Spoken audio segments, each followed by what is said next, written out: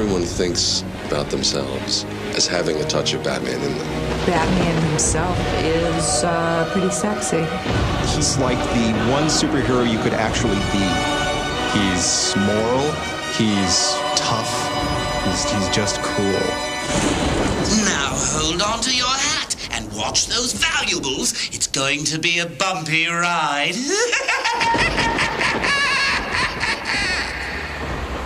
Alfred the Butler at your service. On behalf of Master Bruce, welcome to the Batman Mask of the Phantasm film premiere. As you can see, anyone who's anyone is here, except for the Master. He can be quite the critic. Having one's secrets illuminated isn't easy for a man who dwells in shadows. Excuse me, sir. They're screening your latest adventure upstairs. Care for a peek? Batman, stay where you are! You have to go after him! I'll have no part of it. A Batman does not kill. He's a loose cannon, Commissioner. Batman's as unstable as the crooks he brings in. Fire!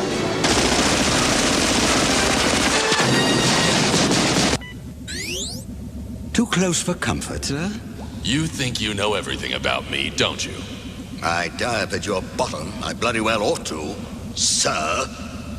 Well, you're wrong. Watching his exploits on film has never been easy for the Master. And as you'll soon see, the Mask of the Phantasm may be the greatest challenge yet for Batman and for those who committed this adventure to film. But who would know more about the Batman than the man who told his story first?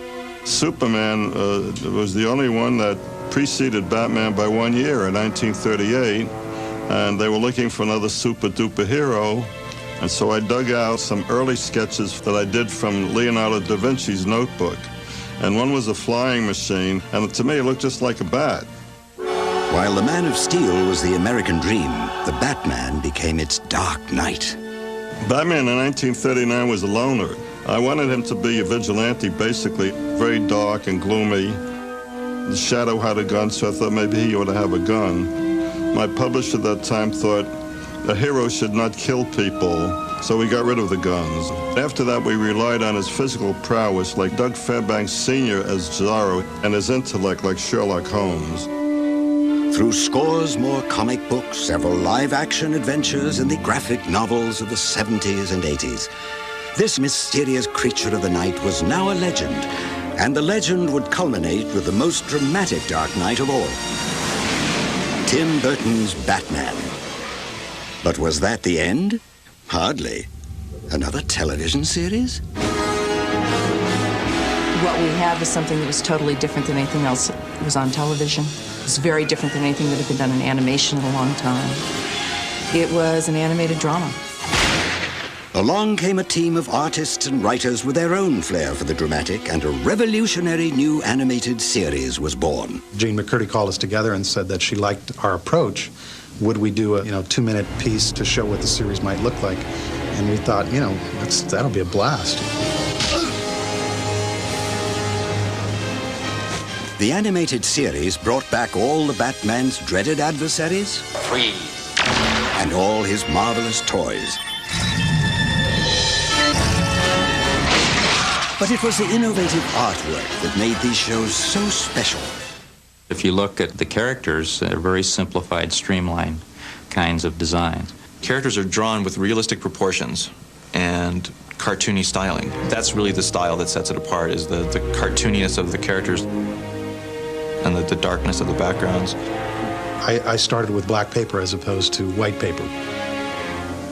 By working on black and keeping buildings limited to lit windows and one light source, it created a real sense of scale without really giving you all of the complexity of a huge city like Gotham City. It takes a little bit of getting used to it for the painters because they have to almost paint backwards from what they used to. They're working on a black surface trying to create the light on it. All over the industry, it's all I hear is want the backgrounds to look just like Batman. It's quite a compliment. Again, Master Bruce's image burned bright, with a story too spectacular for the television screen. Here was a tale that demanded that Batman once again spread his wings. this time on the silver screen. Batman, Mask of the Phantasm would take the soaring action of the TV series to new heights. Hey, the Bat! It would pit the Batman not only against his most deadly foe, but add another adversary more horrifying still. Your angel of death awaits. And finally, it would reveal a never-before-told story from Bruce Wayne's past. He was going to become Gotham City's darkest avenger, and then suddenly into his life walked this gorgeous, beautiful, intelligent, funny woman who could have been the angel he had been waiting for. Hi. What is that? Jiu-jitsu. Gesundheit. That was a joke. Jiu-jitsu is no joke. It takes years to master. Hey! Whoa! Got a few moves of my own. We wanted to make a big movie story. We were telling the story about the girl who got away, the one woman who could have stopped Bruce from ever becoming Batman. But fate dealt Bruce another hand. I know I made a promise, but I didn't see this coming. I didn't count on being happy.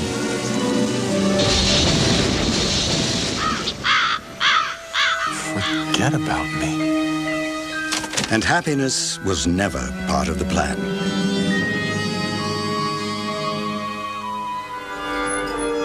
In between the flashbacks, the 10 or 15-year period, we see that Gotham City has not become this glistening utopia of the future. It's become pretty much a cesspool. Ridding the city of vermin became his passion. He took a vow of vigilance. Then into Gotham came a creature more threatening than any mere flesh and blood villain. This was the Phantasm. Batman is accused of murder. It ain't the Bat. Nope, nope, nope. I've seen the guy. And Batman happens to catch a glimpse of this new guy in town, which is the Phantasm. And it's a character that looks like the Grim Reaper with this flowing cape and a nasty blade on one hand. Alan Burnett described the character to me as looking like the ghost of Christmas future. You know, basically the tall, gaunt, death character. Your angel of death awaits. I went through probably about 20 different versions before I finally hit on something that I thought looked decent. Costume's a bit theatrical, but hey, who am I to talk? Then actors were cast to bring the Master's exploits to life. We don't force a cartoon approach on them. We just allow them to do their thing. And we've got our Batman, Kevin Conroy.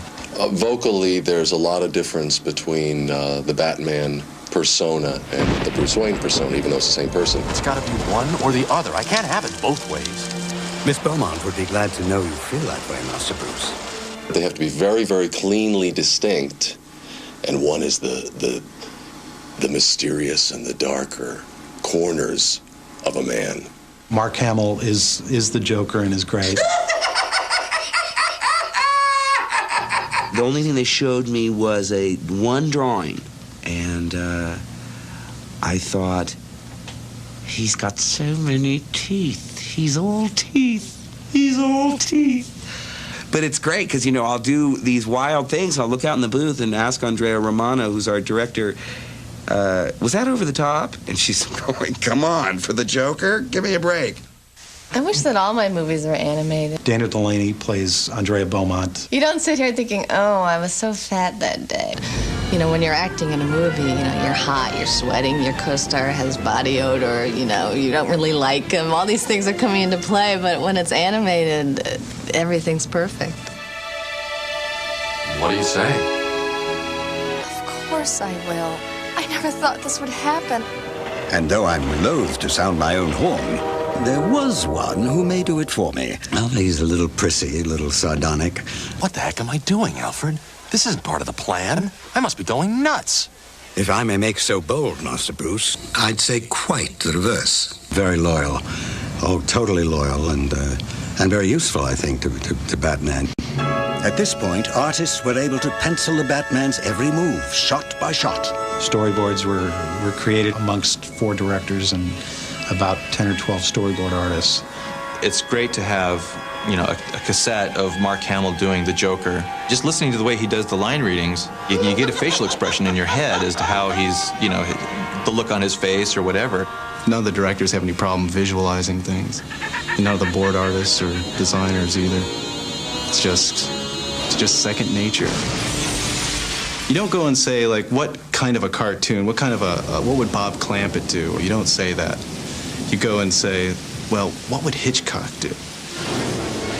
Vehicles, characters, dazzling backgrounds, all were animated and edited together to create big screen thrills. Then it was time for the musical score to be composed. Music-wise, I think the most fun part of this is that I get to be a storyteller in the most fantastic way. Animation can just take tons. It can take dynamite. It can take 18-wheel trucks driving right through the story.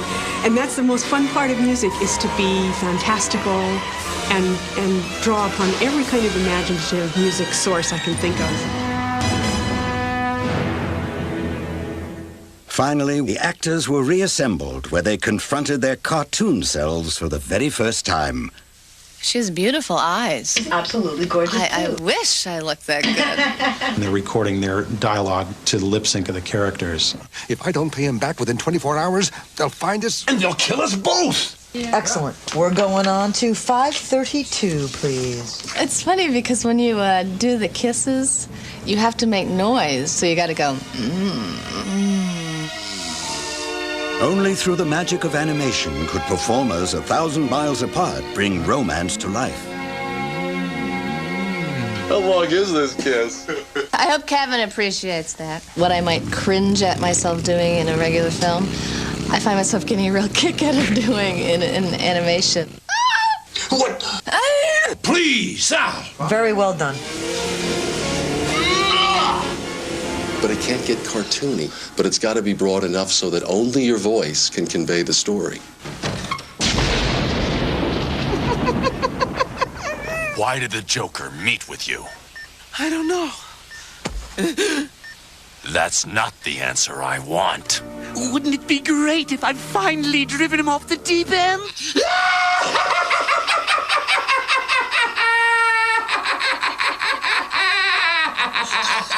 Boy, that makes you woozy. I don't know what it is. We all sit, but Mark stands.